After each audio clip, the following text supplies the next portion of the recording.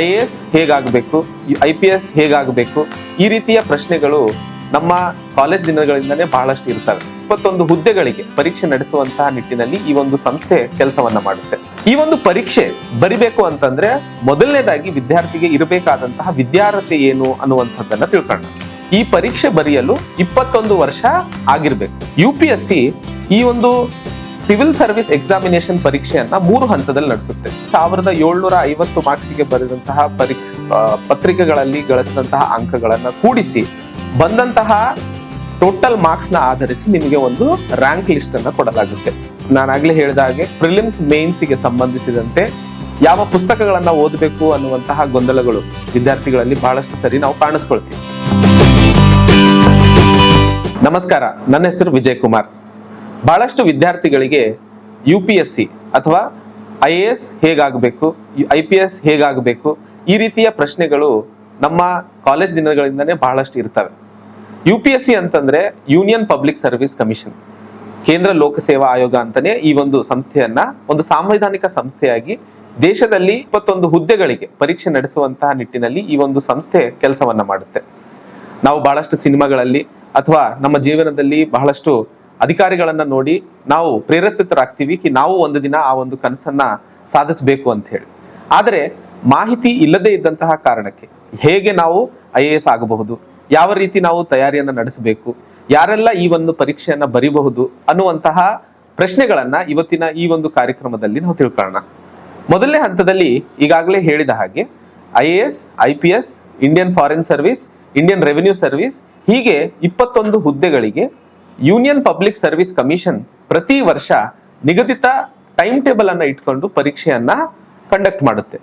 ಆ ಪರೀಕ್ಷೆ ಬಹುಮುಖ್ಯವಾಗಿ ವಿದ್ಯಾರ್ಥಿಗಳಿಗೆ ತಮ್ಮ ಕನಸನ್ನ ಸಾಧಿಸಲು ಸಾಧ್ಯವಾಗುವಂಥದ್ದು. ಈ ಒಂದು ಪರೀಕ್ಷೆ ಬರಿಬೇಕು ಅಂತಂದ್ರೆ ಮೊದಲನೇದಾಗಿ ವಿದ್ಯಾರ್ಥಿಗೆ ಇರಬೇಕಾದಂತಹ ವಿದ್ಯಾರ್ಹತೆ ಏನು ಅನ್ನುವಂಥದ್ದನ್ನ ತಿಳ್ಕೊಳ್ಳೋಣ.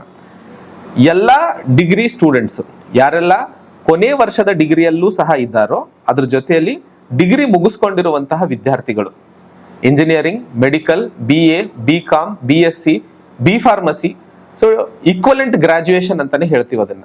ಸೊ ಯಾರೆಲ್ಲ ಡಿಗ್ರಿಯನ್ನ ಫೈನಲ್ ಇಯರ್ ಅಲ್ಲಿ ಇದ್ದಾರೋ ಹಾಗೂ ಡಿಗ್ರಿ ಮುಗಿಸಿರ್ತಾರೋ ಅವರೆಲ್ಲರೂ UPSC ಪರೀಕ್ಷೆಯನ್ನ ಬರಿಬಹುದು. ವಯಸ್ಸಿಗೆ ಸಂಬಂಧಿಸಿದಂತೆ ಇಲ್ಲಿ ಬಹುಮುಖ್ಯವಾಗಿ ವಿದ್ಯಾರ್ಥಿಗಳು ನೆನಪಿಟ್ಕೋಬೇಕಾಗಿರುವಂಥದ್ದು, ಈ ಪರೀಕ್ಷೆ ಬರೆಯಲು 21 ವರ್ಷ ಆಗಿರ್ಬೇಕು. ಸೊ ವಯೋಮಿತಿ 21 ವರ್ಷ ಮಿನಿಮಮ್ ಕಂಪ್ಲೀಟ್ ಆಗಿರ್ಬೇಕು. ಅದೇ ರೀತಿಯಲ್ಲಿ ನಾವು ಈ ಪರೀಕ್ಷೆಗೆ ಸಂಬಂಧಿಸಿದಂತೆ ಮ್ಯಾಕ್ಸಿಮಮ್ ಅಂದ್ರೆ ಎಷ್ಟು ವಯಸ್ಸಿನವರೆಗೂ ಈ ಪರೀಕ್ಷೆಯನ್ನ ಬರಿಬಹುದು ಅನ್ನುವಂತಹ ಪ್ರಶ್ನೆಯನ್ನು ಕೇಳಿದಾಗ ಜನರಲ್ ಕೆಟಗರಿಯಲ್ಲಿ ಇರುವಂತಹ ವಿದ್ಯಾರ್ಥಿಗಳು 32 ವಯಸ್ಸಿನವರೆಗೂ ಬರಿಬಹುದು. ಒಟ್ಟಾರೆ 6 ಅಟೆಂಪ್ಟ್ಸ್ಗಳು ಇಲ್ಲಿರ್ತವೆ. ಅಂದ್ರೆ 21 ವಯಸ್ಸಿಂದ 32 ವಯಸ್ಸಿನ ನಡುವೆ ನೀವು 6 ಸರಿ ಜನರಲ್ ಕೆಟಗರಿಗೆ ಸೇರಿದಂತಹ ಸಂದರ್ಭದಲ್ಲಿ 6 ಸರಿ ಈ ಪರೀಕ್ಷೆಯನ್ನ ಅಟೆಂಪ್ಟ್ ಮಾಡಬಹುದು. ಹಾಗೆ ಎರಡನೇ ಹಂತದಲ್ಲಿ ಯಾರೆಲ್ಲ OBC ಕೆಟಗರಿಗೆ ಸೇರ್ಕೊಂಡಿರ್ತಾರೋ ಆ ವಿದ್ಯಾರ್ಥಿಗಳು 35ರವರೆಗೂ ಈ ಪರೀಕ್ಷೆಯನ್ನ ಬರೀಬಹುದು. ಹಾಗೂ OBC ಕೆಟಗರಿಯಲ್ಲಿ ಇರುವಂತಹ ವಿದ್ಯಾರ್ಥಿಗಳಿಗೆ 9 ಅಟೆಂಪ್ಟ್ಸ್ಗಳನ್ನ ಇಲ್ಲಿ ಒದಗಿಸಲಾಗಿದೆ. ಹಾಗೂ ಮೂರನೇ ಹಂತದಲ್ಲಿ ಯಾರೆಲ್ಲ SC ST ಕೆಟಗರಿಗೆ ಸೇರ್ಕೊಂಡಿರ್ತಾರೋ ಆ ವಿದ್ಯಾರ್ಥಿಗಳಿಗೆ 37 ವಯಸ್ಸಿನವರೆಗೂ ಈ ಪರೀಕ್ಷೆಯನ್ನ ಬರೆಯುವಂತಹ ಅನುಕೂಲತೆಯನ್ನ ಮಾಡಿಕೊಡಲಾಗಿದೆ ಅನ್ನುವಂಥದ್ದು ವಯಸ್ಸಿಗೆ ಸಂಬಂಧಿಸಿದಂತೆ ನಮಗೆ ಈ ಮಾಹಿತಿ ಗೊತ್ತಿರಬೇಕಾಗಿರುವಂಥದ್ದು.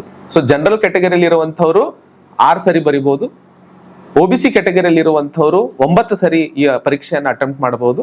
SC ST ಕೆಟಗರಿಗೆ ಯಾವುದೇ ನಿಬಂಧನೆಗಳಿಲ್ಲ ಅಟೆಂಪ್ಟ್ಸ್ಗೆ ಸಂಬಂಧಿಸಿದಂತೆ. 37 ವಯಸ್ಸಿನವರೆಗೂ ಅವರು ಈ ಒಂದು ಪರೀಕ್ಷೆಯನ್ನ ತಗೋಬಹುದು. UPSC ಈ ಒಂದು ಸಿವಿಲ್ ಸರ್ವಿಸ್ ಎಕ್ಸಾಮಿನೇಷನ್ ಪರೀಕ್ಷೆಯನ್ನ 3 ಹಂತದಲ್ಲಿ ನಡೆಸುತ್ತೆ. ಮೊದಲನೇ ಹಂತದಲ್ಲಿ ಪ್ರಿಲಿಮ್ಸ್, ಅದು ಅಬ್ಜೆಕ್ಟಿವ್ ಬೇಸಿಸ್ ಆಗಿರುವಂಥದ್ದು. ಎರಡನೇ ಹಂತದಲ್ಲಿ ಮೇನ್ಸ್, ಇದು ಡಿಸ್ಕ್ರಿಪ್ಟಿವ್, ಅಂದ್ರೆ ನಾವು ನಾರ್ಮಲ್ ಆಗಿ ಎಕ್ಸಾಮ್ಸ್ ಯಾವ ರೀತಿ ಬರಿತೀವಿ ಅದನ್ನ ಡಿಸ್ಕ್ರಿಪ್ಟಿವ್ ಅಂತ ಕರಿತೀವಿ. ಅಂಡ್ ಮೂರನೇ ಹಂತದಲ್ಲಿ ಪರ್ಸನಾಲಿಟಿ ಟೆಸ್ಟ್ ಅಂದ್ರೆ ಇಂಟರ್ವ್ಯೂ ಅಂತಾನೆ ಇದನ್ನ ನಾವು ಕರಿತೀವಿ. ಸೊ ಮೊದಲನೇ ಹಂತದಲ್ಲಿ ಸರಿಸುಮಾರು ಪ್ರಿಲಿಮ್ಸ್ ಎಕ್ಸಾಮಿನೇಷನ್ 2 ಪೇಪರ್ಗಳನ್ನ ಒಳಗೊಂಡಿರುತ್ತೆ. ಮೊದಲನೇದು ಜನರಲ್ ಸ್ಟಡೀಸ್ ಅಂತ ಕರಿತೀವಿ, ಎರಡನೇದು ಸಿವಿಲ್ ಸರ್ವಿಸ್ ಆಪ್ಟಿಟ್ಯೂಡ್ ಟೆಸ್ಟ್ ಅಂತಾನೆ ಕರಿತೀವಿ, ಅಂದ್ರೆ CSAT.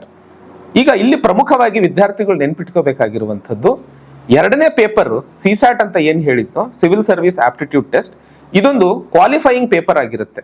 ಅಂದ್ರೆ ಇದರಲ್ಲಿ ನೀವು 33%, ಉದಾಹರಣೆಗೆ CSAT ಪೇಪರ್ ಒಟ್ಟು 200 ಮಾರ್ಕ್ಸಿಗೆ ನಿಮಗೆ ಒದಗಿಸಲಾಗುತ್ತೆ. 80 ಪ್ರಶ್ನೆ ಇರ್ತವೆ, ಪ್ರತಿ ಪ್ರಶ್ನೆ 2.5 ಮಾರ್ಕ್ಸ್ ಇರುವಂತದ್ದು.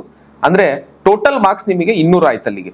ಸೊ 200ರಲ್ಲಿ ನೀವು 33% ಅಂದ್ರೆ 66 ಮಾರ್ಕ್ಸ್ ಗಳಿಸಿದಂತಹ ಸಂದರ್ಭದಲ್ಲಿ ನೀವು ಸಿಸ್ಯಾಟ್ ಅನ್ನ ಕ್ವಾಲಿಫೈ ಆಗ್ತೀರಾ.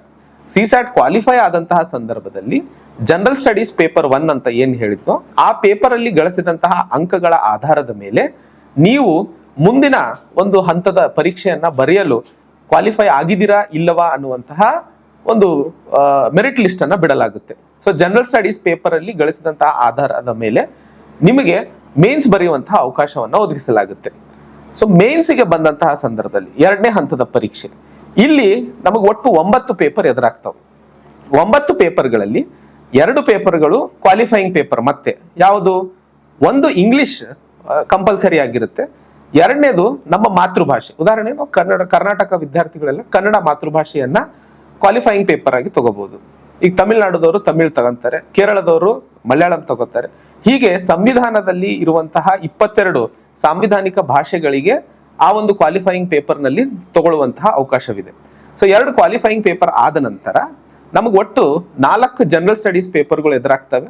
ಒಂದು ಎಸ್ಎ ಪೇಪರ್ ಎದುರಾಗುತ್ತೆ. ಎಸ್ಎ ಅಲ್ಲಿ ನಿಮಗೆ ಬಹುಮುಖ್ಯವಾಗಿ ಯಾವ ರೀತಿಯಾಗಿ ಪ್ರಚಲಿತ ಘಟನೆಗಳಿಗೆ ಸಂಬಂಧಿಸಿದಂತಹ ವಿಷಯಗಳನ್ನ ವಿಸ್ತಾರವಾಗಿ ಬರೆಯುವಂತಹ ಒಂದು ಪ್ರಶ್ನೆಗಳನ್ನ ನೀವು ಕಾಣಿಸ್ಕೊಳ್ತೀರಿ. General studies 1, general studies 2, general studies 3, general studies 4 ಇವೆಲ್ಲ ಜನರಲ್ ಸ್ಟಡೀಸ್ ಪೇಪರ್ಗಳಲ್ಲಿ ನಾವು ಬಹುಮುಖ್ಯವಾಗಿ ಹಿಸ್ಟ್ರಿ, ಜಾಗ್ರಫಿ, ಎಕಾನಮಿ, ಪಾಲಿಟಿ ಹಾಗೂ science and technology, environment, disaster management ರೀತಿಯ ಸಬ್ಜೆಕ್ಟ್ಸ್ಗಳನ್ನ ನಾವು ಇಲ್ಲಿ ಕಾಣಿಸ್ಕೊಳ್ತೀವಿ. ಅದಾದ ಮೇಲೆ ಕೊನೆಯ ಹಂತದಲ್ಲಿ 2 ಪೇಪರ್ ನಮಗೆ ಆಪ್ಷನಲ್ ಇರ್ತವೆ.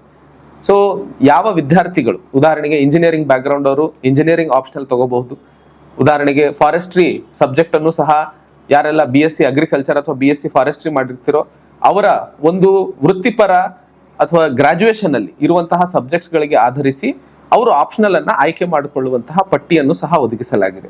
ಆ ಆಪ್ಷನಲ್ ತಗೊಂಡಂತಹ ಪೇಪರ್ನ ಆಧಾರದ ಮೇಲೆ 2 ಪೇಪರ್ ಇರ್ತವೆ. ಸೊ ಒಟ್ಟಾರೆ ನೋಡಿದಾಗ 2 qualifying paper, 4 general studies paper 6 ಆದವು, 1 ಎಸ್ಎ ಪೇಪರ್ 7 ಹಾಗೂ 2 ಆಪ್ಷನಲ್ ಪೇಪರ್ 8, 9. ಸೊ ಒಟ್ಟು ಮೇನ್ಸ್ ಪರೀಕ್ಷೆ ಹಂತದಲ್ಲಿ 9 ಪೇಪರ್ಗಳನ್ನ ನಾವು ಬರಿಬೇಕಾಗುತ್ತೆ. ಈ 9 ಪೇಪರ್ಗಳಲ್ಲಿ 2 ಕ್ವಾಲಿಫೈಯಿಂಗ್ ಇದಾವೆ. ಸೊ ಅದನ್ನ ಸೈಡಿಗೆ ಇಟ್ಬಿಡ್ರಿ. ಉಳಿದಂತಹ 7 ಪೇಪರ್ಗಳಲ್ಲಿ ಗಳಿಸಿದಂತಹ ಅಂಕಗಳ ಆಧಾರದ ಮೇಲೆ ನಿಮ್ಮನ್ನ 3ನೇ ಹಂತ ಅಂದ್ರೆ ಪರ್ಸನಾಲಿಟಿ ಟೆಸ್ಟ್ ಇಂಟರ್ವ್ಯೂಗೆ ಮುಂದೂಡಲಾಗುತ್ತೆ. ಸೊ ಪರ್ಸನಾಲಿಟಿ ಟೆಸ್ಟಿಗೆ ಬಂದಂತಹ ಸಂದರ್ಭದಲ್ಲಿ ಇಲ್ಲಿ ನಿಮಗೆ ಒಟ್ಟು 275 ಮಾರ್ಕ್ಸಿಗೆ ಇಂಟರ್ವ್ಯೂ ಅನ್ನ ಮಾಡಲಾಗುತ್ತೆ. ಆ 275 ಮಾರ್ಕ್ಸ್ ಅಲ್ಲಿ ನೀವು ಗಳಿಸಿದಂತಹ ಅಂಕಗಳು ಹಾಗೂ ಮೇನ್ಸ್ ನಲ್ಲಿ 1750 ಮಾರ್ಕ್ಸಿಗೆ ಬರೆದಂತಹ ಪತ್ರಿಕೆಗಳಲ್ಲಿ ಗಳಿಸಿದಂತಹ ಅಂಕಗಳನ್ನ ಕೂಡಿಸಿ ಬಂದಂತಹ ಟೋಟಲ್ ಮಾರ್ಕ್ಸ್ ನ ಆಧರಿಸಿ ನಿಮಗೆ ಒಂದು ರ್ಯಾಂಕ್ ಲಿಸ್ಟ್ ಅನ್ನ ಕೊಡಲಾಗುತ್ತೆ. ಸೊ ಇಲ್ಲಿ ನೀವು UPSC ಬರೆದ ಕೂಡಲೇ IAS ಆಗಕ್ಕೆ ಸಾಧ್ಯ ಆಗಲ್ಲ. ಯಾಕೆಂದ್ರೆ ನೀವು ಗಳಿಸಿದಂತಹ ಅಂಕಗಳ ಆಧಾರದ ಮೇಲೆ ನಿಮಗೆ ಒದಗಿಸಿದಂತಹ ಪಟ್ಟಿಯಲ್ಲಿ ನಿಮಗೆ ಸಿಕ್ಕಂತಹ ರ್ಯಾಂಕ್ ಬಹುಮುಖ್ಯವಾಗಿ ನಿಮಗೆ ಸಿಗಬೇಕಾದಂತಹ ಸರ್ವಿಸ್ ನಿರ್ಣಯ ಮಾಡುತ್ತೆ. ಸೊ ಮೇನ್ಸ್ ಹಾಗೂ ಇಂಟರ್ವ್ಯೂನಲ್ಲಿ ಗಳಿಸುವಂತಹ ಅಂಕ ನಮಗೆ ಮುಂದಿನ ದಿನದಲ್ಲಿ ಯಾವ ಒಂದು ಪೋಸ್ಟ್ ಸಿಗುತ್ತೆ ಅನ್ನುವಂಥದ್ದನ್ನ ನಿರ್ಣಯಿಸಲು ಬಹಳ ಪ್ರಮುಖವಾಗಿರುವಂಥದ್ದು. ನಾನಾಗ್ಲೇ ಹೇಳಿದ ಹಾಗೆ ಪ್ರಿಲಿಮ್ಸ್ ಮೇನ್ಸ್ಗೆ ಸಂಬಂಧಿಸಿದಂತೆ ಯಾವ ಪುಸ್ತಕಗಳನ್ನ ಓದಬೇಕು ಅನ್ನುವಂತಹ ಗೊಂದಲಗಳು ವಿದ್ಯಾರ್ಥಿಗಳಲ್ಲಿ ಬಹಳಷ್ಟು ಸರಿ ನಾವು ಕಾಣಿಸ್ಕೊಳ್ತೀವಿ. ಉದಾಹರಣೆಗೆ ಪ್ರಿಲಿಮ್ಸ್ ಸಂಬಂಧಿತ ಪರೀಕ್ಷೆ ನಾನು ಹೇಳಿದೆ ಏನು 2 ಪೇಪರ್ಗಳಿದಾವೆ, ಒಂದು ಜನರಲ್ ಸ್ಟಡೀಸ್, ಇನ್ನೊಂದು ಆಪ್ಟಿಟ್ಯೂಡ್. ಆಪ್ಟಿಟ್ಯೂಡ್ ಅಂದ್ರೆ ನಾವು ಮ್ಯಾಥ್ಸ್, ಇಂಗ್ಲಿಷ್ ಮತ್ತು ರೀಸನಿಂಗ್ ಅನ್ನ ಕಾಣಿಸ್ಕೊಳ್ತೀವಿ. ಸೊ ಯಾರೆಲ್ಲ ವಿದ್ಯಾರ್ಥಿಗಳು ಸಿವಿಲ್ ಸರ್ವಿಸ್ ಆಪ್ಟಿಟ್ಯೂಡ್ ಟೆಸ್ಟಿಗೆ ಸಂಬಂಧಿಸಿದಂತೆ ಬಹುಮುಖ್ಯವಾಗಿ UPSC ನೋಟಿಫಿಕೇಶನ್ ಅಲ್ಲೇ ಹೇಳಲಾಗಿದೆ ಈ ಒಂದು ಪತ್ರಿಕೆಯು 10ನೇ ತರಗತಿಯ ವಿದ್ಯಾರ್ಥಿಗಳ ಮ್ಯಾಥ್ಸ್ಗೆ ಸಂಬಂಧಿಸಿದಂತಹ ಪ್ರಶ್ನೆಗಳು ಇರ್ತವೆ ಅಂತ. ಸೊ ಬೇಸಿಕ್ ಮ್ಯಾಥಮೆಟಿಕ್ಸ್ ಬುಕ್ಸ್ 8, 9, 10 ತರಗತಿಯ ಬುಕ್ಸ್ ಅನ್ನು ತಗೊಂಡು ನೀವು ಫಸ್ಟ್ ಆ ಬೇಸಿಕ್ಸ್ ಅನ್ನ ಕಲ್ತ್ಕೊಳ್ಳಿ. ಅದಾದ್ಮೇಲೆ UPSCಯ ಹಿಂದಿನ ಪ್ರಶ್ನೆ ಪತ್ರಿಕೆಗಳನ್ನ ತಗೊಂಡು ಅದನ್ನ ಸಾಲ್ವ್ ಮಾಡ್ಕೊಂಡ್ರೆ ನಿಮಗೆ ಸಿಸ್ಯಾಟ್ ಪೇಪರ್ ಅಲ್ಲಿ ಕಂಪ್ಲೀಟ್ ಆಗುತ್ತೆ. 2ನೇದು ಜನರಲ್ ಸ್ಟಡೀಸ್ ಪೇಪರ್ನ ಬಗ್ಗೆ ಹೇಳಿದಾಗ ಅದರಲ್ಲಿ ಸಹ UPSC ಸಿಲೆಬಸ್ ನಲ್ಲಿ ಕ್ಲಿಯರ್ ಆಗಿ ಕೊಟ್ಟಿದೆ ಕಿ ಪಾಲಿಟಿ, ಹಿಸ್ಟ್ರಿ, ಎಕಾನಮಿ, ಜಾಗ್ರಫಿ ಇವು 4 ಕೋರ್ ಸಬ್ಜೆಕ್ಟ್ಸ್ ಅಂತ ಕರಿತೀವಿ. ಇದ್ರ ಜೊತೆಯಲ್ಲಿ ಕರೆಂಟ್ ಅಫೇರ್ಸ್ ಅನ್ನು ಸಹ ಒದಗಿಸಲಾಗಿದೆ. ಸೊ ನಾವು ಹಿಸ್ಟ್ರಿ, ಜಾಗ್ರಫಿ, ಎಕಾನಮಿ ಸಬ್ಜೆಕ್ಟ್ಸ್ ನ ಬಹುಮುಖ್ಯವಾಗಿ ಶಾಲಾ ದಿನಗಳಲ್ಲಿ ಓದಿರುವಂಥದ್ದು. ಆದ್ರೆ ಅದೇ ಅತ್ಯಮೂಲ್ಯವಾದಂತಹ ಒಂದು ಜ್ಞಾನವಾಗಿರುವಂಥದ್ದು ಈ ಪರೀಕ್ಷೆಗೆ. ಸೊ ಆ ಕಾರಣದಿಂದ NCERT books, NCERT CBSE books ಏನಿದಾವೋ ಈ ಬುಕ್ಸ್ಗಳನ್ನ 6ನೇ ತರಗತಿಯಿಂದ 12ನೇ ತರಗತಿವರೆಗೂ ಸಬ್ಜೆಕ್ಟ್ ವೈಸ್ ತಗೊಂಡ್ಬಿಟ್ಟು ಅದನ್ನ ಫಸ್ಟ್ ಸ್ಟಡಿ ಮಾಡಿ ಅಥವಾ ಓದಿ. ಆ ಸಂದರ್ಭದಲ್ಲಿ ನಿಮಗೆ ಒಂದು ಬೇಸಿಕ್ ಬ್ಲೂ ಪ್ರಿಂಟ್ ಸಿಕ್ಬಿಡುತ್ತೆ. ಇಡೀ UPSC ಸಿಲೆಬಸ್ ಅಲ್ಲಿ ನಾವು ಸೆಕ್ಯುಲರಿಸಮ್, ಫ್ರೆಟರ್ನಿಟಿ ಅಥವಾ ಎಕಾನಮಿ ಬಂದಾಗ repo rate, reverse repo rate, ಈ ಎಲ್ಲಾ ಪ್ರಶ್ನೆಗಳಿಗೆ ನಮ್ಗೆ ಉತ್ತರ ಸಿಕ್ಬಿಡುತ್ತೆ. ಅದಾದ್ಮೇಲೆ ನೀವು ಆ ಒಂದು ಬೇಸಿಕ್ ನಾಲೆಜ್ ನ ಬಳಸ್ಕೊಂಡು ಪ್ರತಿದಿನ ಓದುವಂತಹ ನ್ಯೂಸ್ ಪೇಪರ್ ಆಗಿರಬಹುದು ಅಥವಾ ಇನ್ನಿತರ ರೆಫರೆನ್ಸ್ ಬುಕ್ಸ್ ಗಳನ್ನ ಓದುವಂತಹ ಸಂದರ್ಭದಲ್ಲಿ ನಿಮಗೆ ಅದು ಅನುಕೂಲತೆಯನ್ನ ಮಾಡಿಕೊಡುತ್ತೆ. ಸೊ ಪ್ರಿಲಿಮ್ಸಿಗೆ NCERT ಬುಕ್ಸ್ ಮತ್ತು ನ್ಯೂಸ್ ಪೇಪರ್ ಬಹಳ ಅತ್ಯಮೂಲ್ಯವಾಗಿರುವಂಥದ್ದು. ಅದರ ಜೊತೆಯಲ್ಲಿ ಹಿಂದಿನ ವರ್ಷದ ಪ್ರಶ್ನೆ ಪತ್ರಿಕೆಗಳು. ಯಾವುದೇ ಒಂದು ಪರೀಕ್ಷೆ, ಬರೀ UPSC ಅಂತೇನಲ್ಲ, ಎಲ್ಲಾ ಸ್ಪರ್ಧಾತ್ಮಕ ಪರೀಕ್ಷೆಗಳಿಗೂ ಮೊದಲು ಮಾಡಬೇಕಾದಂತಹ ಕೆಲಸವೇ ಹಿಂದಿನ ವರ್ಷದ ಪ್ರಶ್ನೆ ಪತ್ರಿಕೆಗಳನ್ನ ತಗೊಂಡು ಅದರ ಆಧಾರದ ಮೇಲೆ ನಿಮ್ಮ ಮುಂದಿನ ವಿದ್ಯಾಭ್ಯಾಸದ ಒಂದು ಟೈಮ್ ಟೇಬಲ್ ಅನ್ನ ಅಥವಾ ಒಂದು ಸ್ಟ್ರಾಟಜಿಯನ್ನ ತಯಾರಿಸಿಕೊಳ್ಬೇಕಾಗಿರುವಂಥದ್ದು.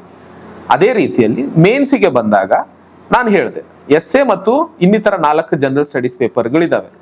ಇಲ್ಲೂ ಸಹ ಹಿಂದಿನ ವರ್ಷದ ಪ್ರಶ್ನೆ ಪತ್ರಿಕೆಗಳನ್ನ ನೋಡಿದಾಗ ಈಗಾಗಲೇ ನಾವು ಪ್ರಿಲಿಮ್ಸ್ ಅಲ್ಲಿ ಹಿಸ್ಟ್ರಿ, ಜೋಗ್ರಫಿ ಎಲ್ಲ ಓದಿರ್ತೀವಿ. ಆದ್ರೆ ಅಲ್ಲಿ ನಾವು MCQ ಆಧಾರಿತ ಪ್ರಶ್ನೆಗಳನ್ನ ಪ್ರಯತ್ನಿಸಿರ್ತೀವಿ. ಮೇನ್ಸಿಗೆ ಬಂದಾಗ ಆನ್ಸರ್ ರೈಟಿಂಗ್ ಅಂತ ಪ್ರತಿದಿನ ಹಿಂದಿನ ವರ್ಷದ ಪ್ರಶ್ನೆಯೋ ಅವುಗಳನ್ನ ತಗೊಂಡು ಬರೆದು ನಿಮ್ಮ ಸೀನಿಯರ್ಸ್ ಆಗಿರಬಹುದು ಇವ್ಯಾಲ್ಯುವೇಟ್ ಮಾಡಿಸ್ಕೊಂಡು ಯಾವ ರೀತಿ ಅಪ್ಗ್ರೇಡ್ ಮಾಡ್ಕೋಬಹುದು ಅಂತ ಗೊತ್ತಾಗುತ್ತೆ. ಸೊ ಈ ಪರೀಕ್ಷೆ ಅದನ್ನೇ ಹೇಳಿದ್ದು ಬಹಳ ಸಿಂಪಲ್ ಇದೆ. ಆದರೆ ನಿಮಗೆ ಮಾಡಬೇಕಾದಂತಹ ಹಾದಿ ಸರಿಯಾಗಿ ಗೊತ್ತಿದ್ದಂತಹ ಸಂದರ್ಭದಲ್ಲಿ ಸೊ ನಿಮ್ಮ ಹಾದಿ, ನಿಮ್ಮ ಈ ಒಂದು ಪರೀಕ್ಷೆಗೆ ಸಂಬಂಧಿಸಿದಂತೆ ತಯಾರಿಯನ್ನ ಫಸ್ಟ್ NCERT ಇಂದ ಶುರು ಮಾಡಿ ಪ್ರತಿದಿನ ತಪ್ಪದೆ ನ್ಯೂಸ್ ಪೇಪರ್ ಅನ್ನ ಓದಿ, ಕರೆಂಟ್ ಅಫೇರ್ಸ್ ಅನ್ನ ಅದ್ರ ಜೊತೆ ಆಡ್ ಮಾಡ್ಕೊಳ್ಳಿ. ಅದಲ್ಲದೆ ಅದರ ಜೊತೆಯಲ್ಲಿ ಬಹಳಷ್ಟು ರಿಸೋರ್ಸಸ್ಗಳು ನಮ್ಮ ಇನ್ಸ್ಟಿಟ್ಯೂಟ್ ಇಂದಾನು ಮೆಟೀರಿಯಲ್ಸ್ ಇದಾವೆ, ಹಾಗೂ ಮಾರುಕಟ್ಟೆಯಲ್ಲಿ ಎಷ್ಟೊಂದು ರೆಫರೆನ್ಸ್ ಬುಕ್ಸ್ಗಳು ಇದಾವೆ. ಯಾವ್ದಾದ್ರು ಒಂದು, ಬಿಕಾಸ್ ಎಲ್ಲವನ್ನು ತಗೊಂಡು ಪೈಲಪ್ ಅಥವಾ ಗುಡ್ಡ ಹಾಕೋದಕ್ಕಿಂತಲೂ ಒಂದು ನಿರ್ದಿಷ್ಟವಾದಂತಹ ಪುಸ್ತಕವನ್ನ ಪದೇ ಪದೇ ಓದಿದಂತಹ ಸಂದರ್ಭದಲ್ಲಿ ನಿಮ್ಮ ಜ್ಞಾನ ಗಟ್ಟಿಗೊಳ್ಳಲು ಸಾಧ್ಯವಾಗುತ್ತದೆ ಅನ್ನುವಂಥದ್ದು. ಈ ವಿಡಿಯೋ ನಿಮ್ಗೆ ಇಷ್ಟ ಆಗಿದ್ರೆ ಈಗಲೇ ನಮ್ಮ ಮೀಡಿಯಾ ಮೈಂಡ್ 24x7 ಚಾನೆಲ್ ನ ಸಬ್ಸ್ಕ್ರೈಬ್ ಮಾಡಿ, ಹಾಗೆ ಪಕ್ಕದಲ್ಲಿರುವ ಬೆಲ್ ಬಟನ್ ನ ಕ್ಲಿಕ್ ಮಾಡಿ.